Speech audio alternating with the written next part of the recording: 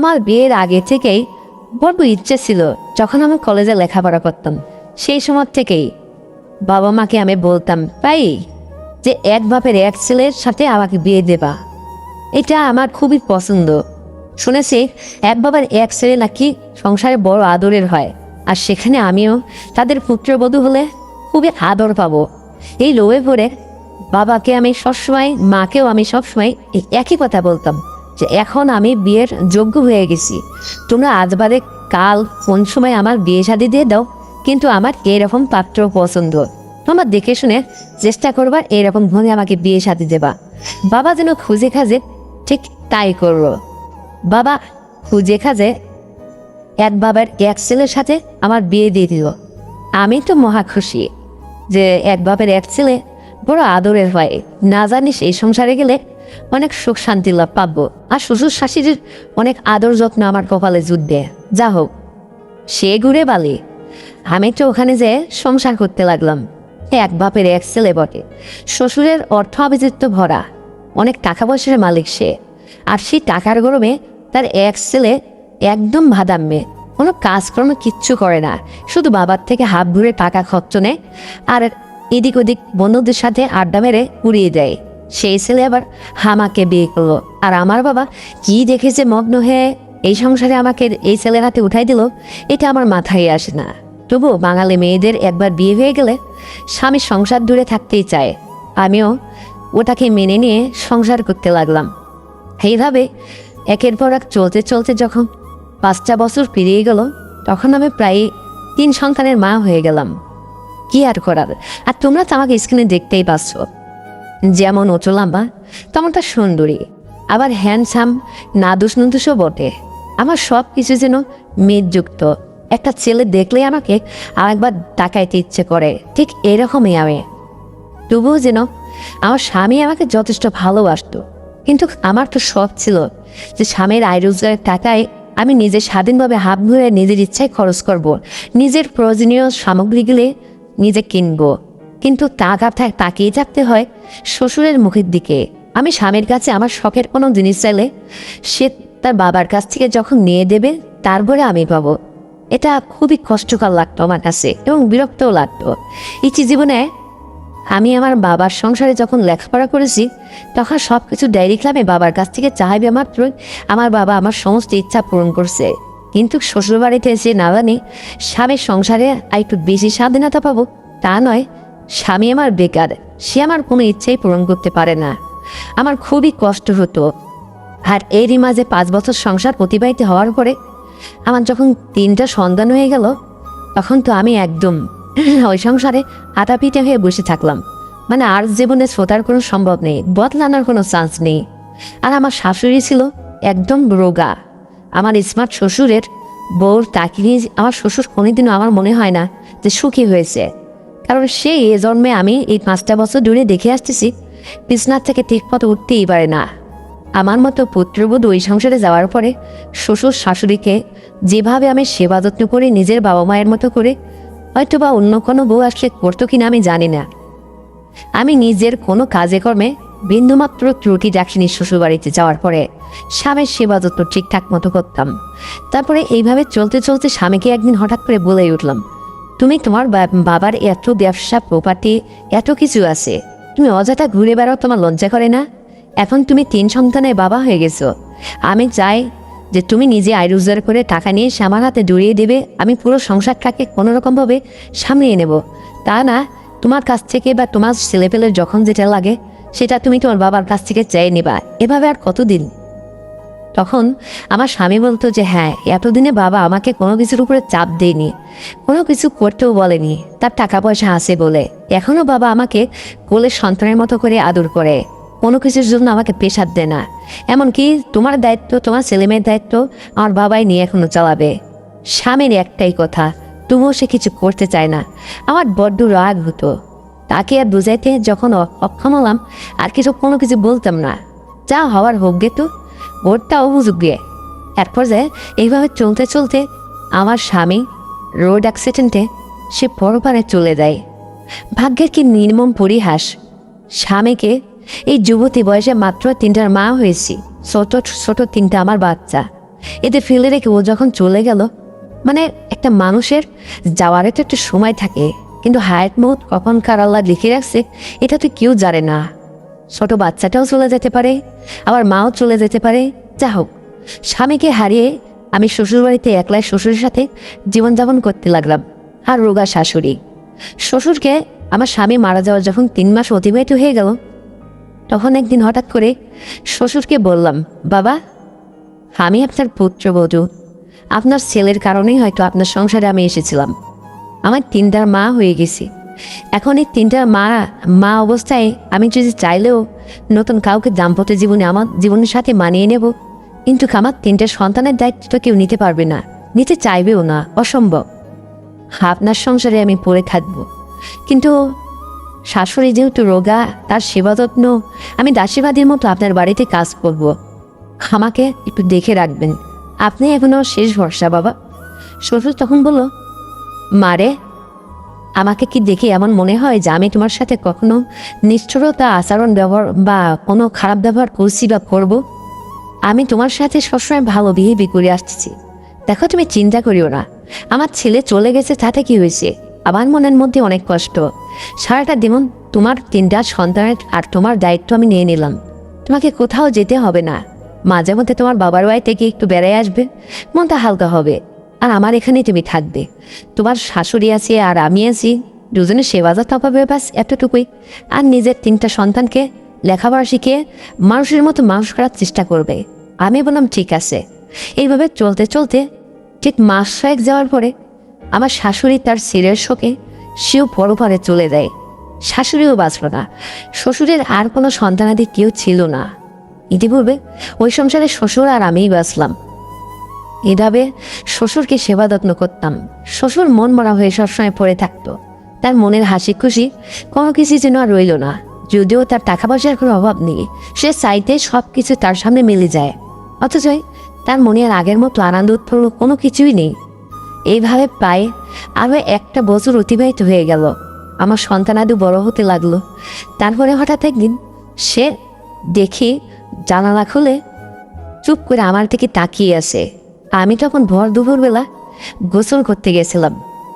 আমার বাড়ির মধ্যে গোসলখানা, সামনের বেড়াটা ছিল না।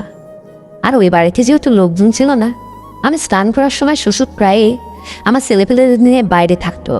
সেদিন দেখি জানলা খুলে সে বালিশের উপর মাথা রেখে আমার দিকে একদিনে তাকিয়ে আছে। আমি ভাবছিলাম হয়তো বা সে অন্য খেলে আছে। আমি সুন্দরভাবে ভিজা গায়ে নাদুস নুদুস আমার শরীরটা ভিজে যখন তার চোখে পড়ে, সে তবুও যেন চোখ ফিরাচ্ছিল না। আমি আরে আরে তার দিকে বারবার ফলো করতেছিলাম। দেখি সে আবারও একভাবে আমার দিকে তাকিয়ে আছে। তারপরে যখন আমার স্নান করা শেষ হয়ে গেছে, আমি ওখানে দাঁড়িয়ে সব কিছু চেঞ্জ করেছিলাম, শুকনো কাপড় চোপড়। সে যেন তবু চোখ ফেলছে না। আমি তবুও কিছু বলছিলাম না। সে কোন দিকে বা কোন খেলে আসে, এমনিতে তার মনটা খারাপ। তারপরে আমি যখন চেঞ্জ করা অবস্থায় ঘরে ফিরে আসি, শ্বশুর আমাকে ডাকলো, বললো, বৌমা, আজকে তোমার সাথে আমার কয়টা কথা আছে, তুমি আমার পাশে একটু এসে বসো তো, আমি ফাইনালি কয়টা কথা বলবো তোমাকে। আমি বললাম, জি বাবা, আমি একটু ফ্রেশ হয়ে ভেজা চুলটা একটু শুকনো করে চলে আসছি আপনার কাছে। এই বলে 3টা সন্তানকে দুপুরের খাওয়া খাইতে দিয়ে আমি শ্বশুর রুমে চলে আসলাম। বললাম, কি হলো বাবা, হঠাৎ এইভাবে জরুরি তলব?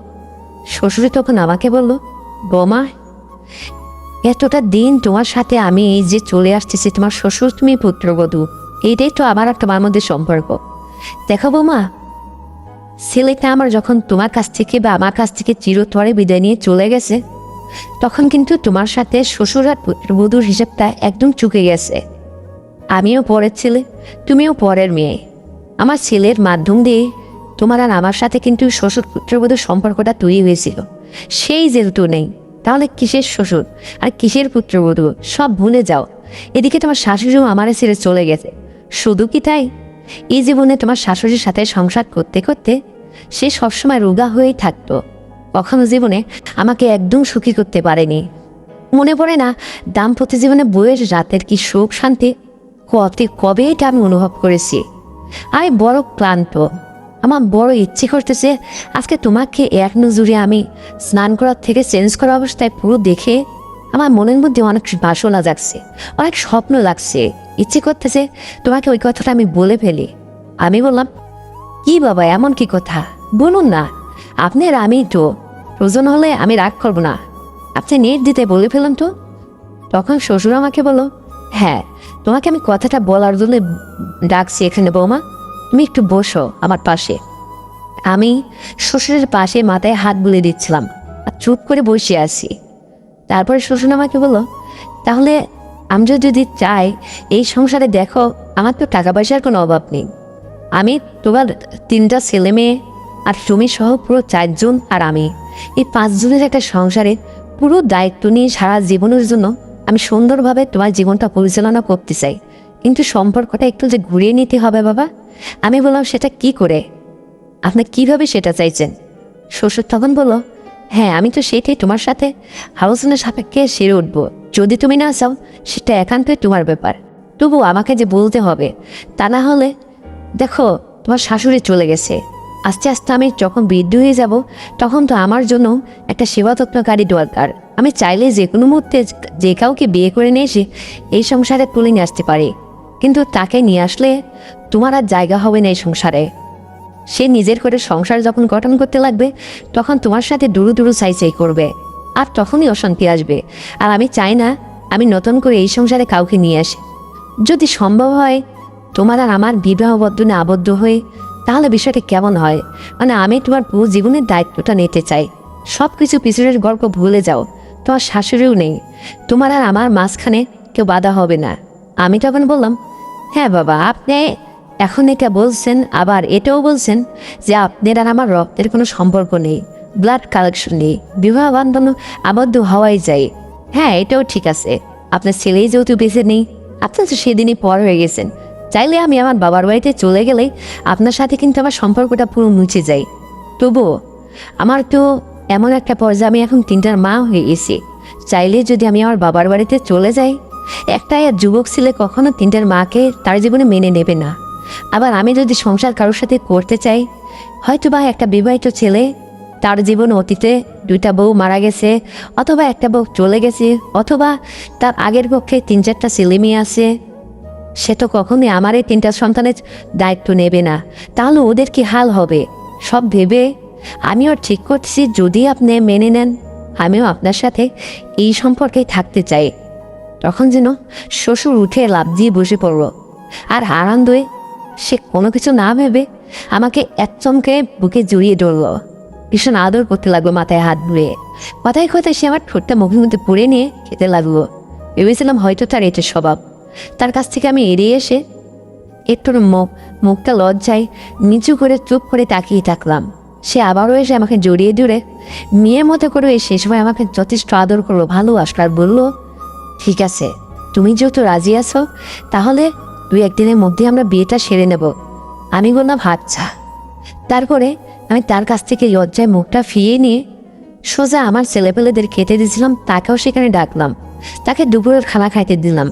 সে আমার পাশে বসে খাবার খাইলো, আর আমার ওই সময় তার দিকে তাকাইতে কেমন যেন একটু লজক ভাব লাগছিল, যে এটা কি হতে গেল, কি হয়ে যাচ্ছে সব, সম্পর্কটা উল্টে গেলে কেমন হবে, আর সমাজের মানুষই বা কী ভাববে, নানানটা কল্পনা করে আমি ভাবতেছিলাম। তবুও এক পর্যায়ে সেদিন রাত হলো, হ্যাঁ রাতের খাওয়া দাওয়া সেরে আমি আমার মতো করে আমার 3টে সন্তান নিয়ে আমার রুমে শুয়ে আছি, আর জীবনের অনেক হিসাব মেলাচ্ছিলাম। ভাবতেছিলাম, আমার শ্বশুর নামের বেচারাটা আমাকে আজকে যে প্রপোজ করলো দুপুরবেলা, আসলে সেটা কি করা যায়, এ সমাজের মানুষ কি এটা কিভাবে নেবে? আবার মনে হলো না, আজকে যদি আমি 3টে সন্তান নিয়ে পথে বসে যাই, কেউ একমতো খাবার আমাদের মুখে তুলে দেবে না, কেউ আমাদের বিপদের পাশে এসে দাঁড়াবে না, কেউ মাথায় হাত বুলিয়ে একটু আশীর্বাদও করবে না, সবার দূর থেকে হতছে আমাদের দোষ জুড়ে মজার উঠে নেবে। এটা এক ধরনের সমাজের মানুষের স্বভাব আছে, যারা অন্যের কথা নিয়ে তারা সবসময় সমালোচনা করতে পছন্দ করে। তাদের কথায় আমার কোনো যায় আসে না, নিজের স্বার্থকে একটু দেখতে হবে। যেহেতু আমি একা না, আমার 3টা সন্তান আছে আমার জীবনের সাথে চলিয়ে, একটা ব্যবস্থা করতেই হবে। বাবার সংসারে যদি যাই, অতিরিক্ত বাবা আমাকে 2-4 বছর খেতে দেবে, তারপরেও আমার ভাই বোন যারা আছে তাদের কাছে আমি ভার হয়ে যাবে। আমি ওই সংসারে মুখ পাবো না, পারবো না অন্য কোনো সংসারে দেয় সংসার করতে। তার চেয়ে বরং এটাই মনে হয় বেটার হবে। আমি আমার মনের কাছে অনেক জল্পনা কল্পনায় হেরে গেলাম, অনেক প্রশ্নের সম্মুখীন হলাম নিজের কাছে নিজেই। রাত তখন প্রায় 1:30 টুকটু বেজে গেছে। ওই সময় আমি ফাইনালের ডিসিশন নিয়ে নিলাম, শ্বশুর নামের বেচারাটার সাথেই আমি যেন এখনই শেয়ার করব। আমার যেন তাকে এই কথাটা না জানিয়ে রাতটা পোহাচ্ছিল না। আমি ওই সময় রুম থেকে ছুটে দরজা খুলে বের হয়ে গেলাম। শ্বশুরের রুমে দরজা টোকা দিয়ে বললাম, বাবাকে আপনি ঘুমাচ্ছেন? সে কোনো কথা সাড়া দিল না। আবারও বলছি, বাবা আপনি কি রুমে ঘুমাচ্ছেন? সে আবার উত্তর নেয় না। তিনটাকে যখন জোরে করে দরজায় কড়া নেড়েছিলাম, তখন শ্বশুর বলল, হ্যাঁ কে? আমি বললাম যে আমি বাবা। তখন বলছি, মধ্য দুপুর রাতে কিছু হলো তোমার? কি হয়েছে? সে তাড়াহুড়ো করে সে দরজা খুলে দিল। আমি বললাম, না বাবা তেমন কিছু হয়নি। আমি আমার মনের সাথে যুদ্ধ করতে করতে যেন আমি নিজের কাছে নিজে হেরে গেছি। আমার যেন আর রাত পোহাচ্ছে না। কথাটা আপনাকে এখনই জানিয়ে দেব, তাই যেন আর দর্শ হয়েছিল না। তাই ছুটে রাত্রেই চলে আসছি। এখন কয়টা বাজে, আপনাকে ডাকা যাবে কি না এত কিছু আমার খেয়াল নেই। আমি চলে আসলাম। শ্বশুর তখন বলো, ঠিক আছে তাহলে ভিতরে এসে বসো। আমি শ্বশুরের পাশে খাটের এক কর্নারে বসে তার সাথে সব কথা শেয়ার করতে লাগলাম। সে আমাকে বলল, হঠাৎ এত গভীর রাতে কি এমন চিন্তা ভাবনা করে ছুটে আসলি বৌমা? আমি বললাম, বাবা নিজের কাছে নিজে অনেক প্রশ্নের সম্মুখীন হয়ে আমি হেরে গেছি। আপনি জয়ী, আপনার কথাটাই ঠিক আছে। আপনি কি পারবেন কালকের মধ্যে আমাকে বিয়ে করে বউয়ের স্বীকৃতি দিতে? আমি আর পারছি না। আমার 3টা সন্তান নিয়ে আমি যতক্ষণে নিজে একটু মাথায় বোঝার জায়গা সঠিকভাবে নির্ধারণ করতে পারছি, অতক্ষণ আমার মাথার উপর থেকে যেন বড় চিন্তাটা সরছেই না। রাতে ঘুম আসে না। শুধু কি তাই, আপনার ছেলে তো কতদিন হলো চলে গেছে। একা একা নিজের যৌবন জীবন কোনো কিছুকে সামলাতে পারি না। যখন পুরুষের ছোঁয়ার কথা মনে হয়, দাম্পত্য জীবনে ওই সমস্ত আরও কত কিছু মনে হয়, তখন কোলবালে জড়িয়ে ধরে দাঁত চিমড়ে এক পর্যায়ে ঘুমিয়ে পড়ি। অনেক কষ্টের মধ্যে আছি। মেয়েদের বুক ফাটে, অথচই মুখ ফাটে না। কাউকে কিছু বলতে পারে না মেয়েরা। অনেক কিছু সহ্য করে মেয়েরা থাকতে পারে, যেমনটা আমি। তখন শ্বশুর আমার কথা শুনে আমাকে বুকে আবারও একটা ঝটকা টান দিয়ে বুকের মধ্যে জড়িয়ে ধরে বুকের মধ্যে জায়গা করে দিয়ে আমার হাত বুলে, আমার মাথায় হাত বুলে, সে পিঠে হাত বুলে আমাকে আশ্বস্ত করতে লাগলো। বলতে লাগলো, জান পাখি, সোনা পাখি, তুমি যেহেতু রাজি, আমি কালকের মধ্যেই ঘরোয়াভাবে কিছু লোকজন আয়োজন করে বাড়িতে বিয়েটা কমপ্লিট করে ফেলবো। কালকে আমি তোমাকে কথা দিলাম আমাদের ফুলসজ্জা বাসর রাত। আমি তখন এই কথা শুনে তাকে এড়িয়ে গিয়ে তার এগলে ওগালে তার ঠোঁটে কপালে চুমা দিয়ে তাকে আবার যেন জড়িয়ে তুললাম। তাকে আদর করতে লাগলাম। বিয়ে তো আমার কালকে হবেই, ও তো আমার কালকেই স্বামী হবে। তাকে অন্তত একটা বার তো দেখা দরকার আমার। এই ভেবে তার সাথে আদরে মাখামাখি করতে করতে মনের অজান্তে সে আমাকে খাটের উপরে শুয়ে দিয়েছিল। আমার খেয়াল ছিল না যে তার সাথে আমি কি করতে চলেছি। সে ওই সময় আমার সাথে আবেগে অত্যন্ত হয়ে অনেক কিছু করে ফেললো। পুরাই একটা ঘন্টা জুড়ে সে আমার সাথে অনেক কিছু করেছিল, অনেক আদর আপন আর ওই সমস্ত। আমি যেন পুরো 1 ঘন্টা ঘেমে আমার মুখটা লাল হয়ে গেছে, চুলগুলো এলোমেলো হয়ে গেছিল। এক পর্যায়ে ভীষণ আনন্দ সুখের সাগরে আমি মেতে গেছিলাম। আমার খেয়ালই ছিল না পিছনের কথা। আমি যেন তাকে স্বামী ভেবে নিয়েছি।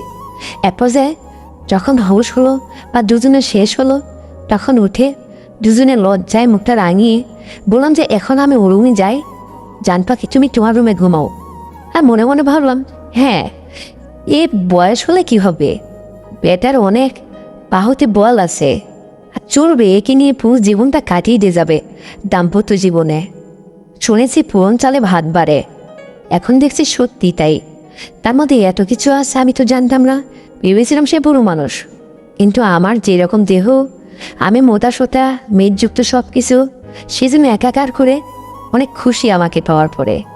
আর সেজন্য ওই সমস্ত দিয়ে আমাকে অনেকটা সুখী করে মনটা ভরিয়ে তুলল। আমিও তার আচরণবিধি আর রসের রসের কথা আর রসিকতা সব মিলে যেন পুরো সময়টা আমার আনন্দের সাথেই কেটে গেছিল। আমি চাই পুরো জীবনটা এরকম সুখময় হয়ে কাটাতে তার সাথেই। এইভাবে তার কাছ থেকে বিদায় নিয়ে তার কপালে একটা চুমু দিয়ে আমি রুম থেকে বের হয়ে সোজা আমার খাটে এসে আবার ঘুমিয়ে পড়লাম। সকাল হলো, আমি স্নানটা করলাম, তাকে ডেকে নিয়ে একসাথে স্নান করেছিলাম। তারপরে সারাটা দিন গেল।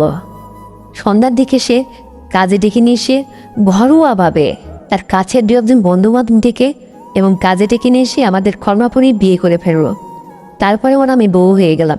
এদিকে গোপনে গোপনে সে ফুলসজ্জা বাসর সাজানোর জন্য ফুল এটাও সেটা সব কিছু সে ম্যানেজ করে আমার ফুলসজ্জা রাত হবে সে বাসর সাজিয়ে ফেলছে। তারপরে আমি আমার 3টা সন্তানকে রাতে ঠিক মতো খাইয়ে দিয়ে ঘুম পাড়িয়ে দিয়ে ফুলসজ্জা বাসর রাতে এসে বাসর ঘরে ঘুমকে দিয়ে বসে যে আমি মাথাটা নিচু করে বসে আছি। সে বাইরে থেকে প্রায় রাত 11টা বাজে। সেই সময় এসে আমার ঠোঁটপাটা উঁচু করে মাথার ঘুমটাটা ফেলে দিয়ে আমার সাজুগুজু আর ঠোঁটে গোলাপি কালারের লিপস্টিক মাখানো সব মেনে সে আমার দিকে তাকিয়ে একদিন আধা ঘন্টা তাকিয়ে থাকবো, যেন জীবনে সে এরকম রূপবতী কাউকে দেখেনি। তারপরে এক পর্যায়ে সে আমাকে ঝটকা কানে বুকে আবারও জড়িয়ে ধরে। তারপরে তার চোখে দেখি জল। আমি জিজ্ঞাসা করলাম, জানো পাখি, তোমার চোখে অশ্রু কেন? হঠাৎ কী হলো তোমার? আজকে না আমাদের আনন্দের দিন, অনেক কথা দুজনকে দুজন শোনাবো, জীবনের অনেক গল্প আছে, তারপরে বিলাই মারবো। তখন যেন সে আমাকে বলল, দেখো সোনা পাখি, জান পাখি, ভাগ্যের কি নির্মম পরিহাস, আজকে কোথাকার পানে কোথায় গড়াবো।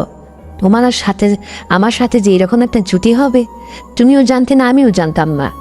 আজকে যা হয়ে গেল, আর তোমার মতো রমণকে আমায় এই জীবনে পাবো আমি ভাবতেও পারিনি। এটা যেন আমি স্বপ্ন দেখছি। বড় আনন্দে আমার চোখে জল এসে গেছে, তাই তো একটু কাঁদছিলাম। যা হোক, আমি তার চোখের জল চোখের কোণা থেকে মুছে দিলাম, তাকে আমি বুকে জায়গা করে দিলাম। তারপরে সে ওই রাত্রে সকাল পর্যন্ত অনেক গল্প গুজব, মাঝে মাঝে চা করে খাওয়া, হাসি ঠাট্টা তার ছলে ছলে সে যেন ওই রাত্রে আমার সাথে 4বার বিলাই মেরেছিল। আমি যেন পুরা ভাবতেও পারিনি যে সে এত সুন্দর করে আমার সাথে এই আচরণ করবে অনেক সময় ধরে। তার ছেলে কখনো এই ধরনের করেনি, আর পূর্বের স্বামীও কখনো আমাকে এইভাবে সে জীবনে সুখী করেনি। আমার জীবনটা যেন পুরো তৃপ্তির চাহিদা লাভ করলো, জীবনটা যেন অনেক সুখময় হয়ে গেল। তারপরে আমি তার সাথে একদম পুরো রাতটা কাটিয়ে দিয়ে সকালবেলা একসাথে স্নান করে তারপর যখন রান্নার কাজে যাব ভাবছিলাম, 2 পা একসাথে করে ফেলতে ভীষণ কষ্ট হচ্ছিল। 2 পা একসাথে করে হাঁটতে পারছিলাম না। তবুও যেন আমার কষ্টে ভরা মনটা তাকে আমি বুঝতে দিচ্ছিলাম না। আমি যেন তাকে সবসময় সে আমার স্বামী, তাকে খুশি করে রাখতে পারে, এটা ছিল আমার উদ্দেশ্য। তারপরে এইভাবে তার সাথে আমার জীবনযাপন করতে করতে চলতে চলতে পুরো 5টা বছর পেরিয়ে গেল। শেষ মাথায় এসে তার ঘরে আমার আরও 2টা সন্তান হয়ে গেল। আমি পুরো 5 সন্তানের মা হয়ে গেলাম। তবুও যেন আমার জীবন স্রোত কোনো কিছুতেই কমলো না। সন্ধ্যাভাবে জীবনযাপন করতে লাগলাম। আর বিকেল হলে সে আমাকে এদিক সেদিক কোথাও রেস্তোরাঁয়, কোথাও ফুচকা খেতে নিয়ে যেত, নদীর পাড়ে ঘুরতে নিয়ে যেত, যেন একটা নতুন দাম্পত্য জীবন পেলাম। তাকে নিয়ে দাম্পত্য জীবনে আমি খুবই সুখী, খুবই খুশি। কটা মেয়ের জীবনে এরকম ঘটনা ঘটছে আমি জানি না বন্ধুরা। আমার জীবনে যা ঘটে গেছে তা আজকে তোমাদের সাথে আমি শেয়ার করলাম, তা না হলে আমার দম আটকে গেছিল। তো বন্ধুরা, আমার এই মর্মান্তিক রহস্যজনক ঘটনা আজকে তোমাদের সাথে শেয়ার করতে পেরে সত্যি আমি খুশি হয়েছি। তোমাদের কেমন লেগেছে অবশ্যই কমেন্ট করে জানাবে। আর তুমি যদি এই চ্যানেলের নতুন দর্শক হয়ে থাকো তাহলে এক্ষুনি চ্যানেলটিকে সাবস্ক্রাইব করে দাও, ভিডিওতে একটা লাইক দাও, আর শেয়ার করে তুমি তো আর প্রিয়জনকে শোনার সুযোগ করে দাও। আর হ্যাঁ বন্ধুরা, আগামীকাল আরও সুন্দর গল্প নিয়ে আসছি। ততক্ষণে সবাই তোমরা ভালো থাকবে, নিজের স্বাস্থ্যের যত্ন নেবে, তোমার পরিবারের খেয়াল রাখবে, আর তোমার ছোট্ট সন্তানকে সুশিক্ষায় শিক্ষিত করার জন্য নিয়মিত স্কুলে পাঠাবে। এই প্রত্যাশায় আজ এই পর্যন্তই।